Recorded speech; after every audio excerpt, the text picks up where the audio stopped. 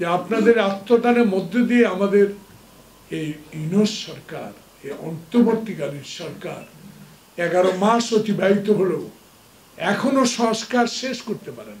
আজকে দেখলাম ঐক্যমতের একটি সভা হচ্ছে। কবে ঐক্যমত হবে? কবে নির্বাচন হবে? কবে সে হাসিনা বিরোধী আন্দোলনে যারা জীবন উৎসর্গ করেছে, যেই জন্য উৎসর্গ করেছে সে গণতন্ত্র, সেই নির্বাচন আমরা কবে ফেরত পাবো? আওয়ামী প্রেতাত্মারা সচিবালয়ে থাকুক, সচিবালয়ে আগুন দেয়, হিন্দুস্তানে বসে বাংলাদেশের বিরুদ্ধে কথা বলুক, কিন্তু আমাদের একটা আত্মবিশ্বাস আবার জন্মেছে ডক্টর ইউনূস এবং তারেক রহমানের বৈঠকের পর, যে দেশে একটি নির্বাচন অচিরেই মেয়াদ ঘোষিত হবে এবং ফেব্রুয়ারি মাসের মধ্যে একটা নির্বাচন অনুষ্ঠিত হবে। ঠিক আবার মঈন ফখরুদ্দিনের মতো শুধু খালেদা জিয়া হাসিনাকে মাইনাস করার কথা আপনারা শুনেছেন। এই মঈন হাসিনার উদ্দেশ্য ছিল শুধু খালেদা জিয়াকে বিএনপিকে মাইনাস করা। হাসিনা কয়েকবার চোখে চিকিৎসার নামে দেশের বাইরে যেত, কোন মতে বহু ডিজিডিয়া বা এনএসআই বেগম জিয়াকে চেষ্টা করেছে একবার বাইরে নিতে পারলে আর ঢুকতে দিত না, কিন্তু হাসিনাকে দিত। আমার নেত্রী রাজনৈতিক যে দূরদর্শিতা, ওনার বক্তব্যে আমার মাটি, আমার বাড়ি, আমার জন্ম বাংলাদেশে, বিদেশে আমার কোনো বাসা নেই, বাড়ি নেই। কয়েকটি দল অংশগ্রহণ করলেন, যে হুজুর, যে হাত পাখা, ওনাকেও তো অপমানিত কম হতে হয় নাই। হাত ভেঙে ফেলেছিল না হাসিনার পুলিশ?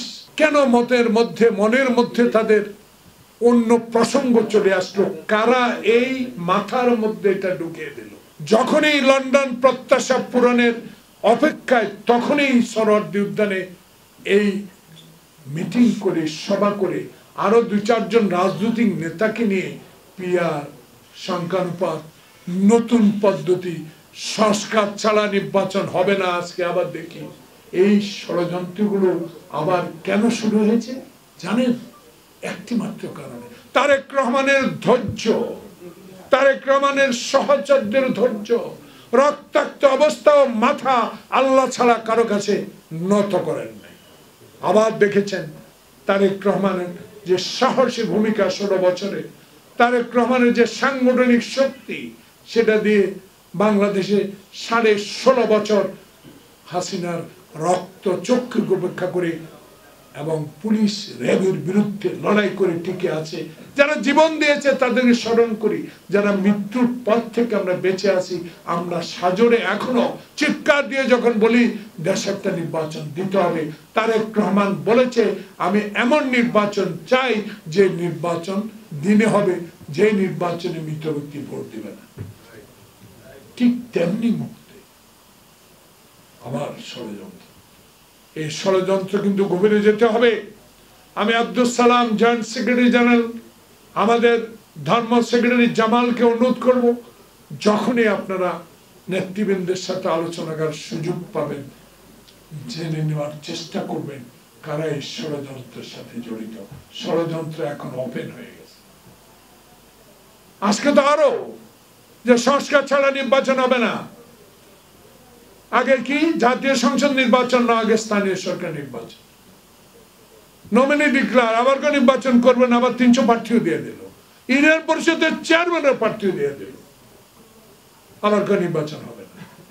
এইসব ষড়যন্ত্র একটি কারণে হচ্ছে, যখন বাংলাদেশের মানুষ শহীদ জিয়া, খালেদা জিয়া, তারেক রহমানের এই ভাষণ, এই সাংগঠনিক শক্তি এবং দেশে 31 দফা এবং দেশে গণতন্ত্র প্রতিষ্ঠার পর যদি সরকার গঠন করতে পারি, তাহলে আমি 186 দিনের যে কর্মসূচি নিব, সেটা যখন প্রকাশিত হচ্ছে, এদের মাথা নষ্ট হয়ে গেছে। দেশ পরিচালনার জন্য উনি যে লন্ডনে বসে প্ল্যান প্রোগ্রাম করছেন, সেটার প্রতিও তারা সাপোর্ট না দিয়ে আবার ষড়যন্ত্র শুরু করছে।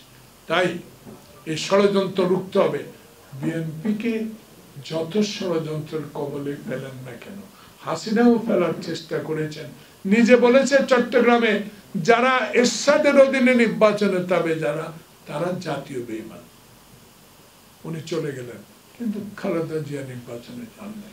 আবারও বাংলাদেশে বিএনপিকে নিয়ে যে আবার ষড়যন্ত্র শুরু হয়েছে, তার প্রমাণ হাত পাকার মিটিং, তার প্রমাণ।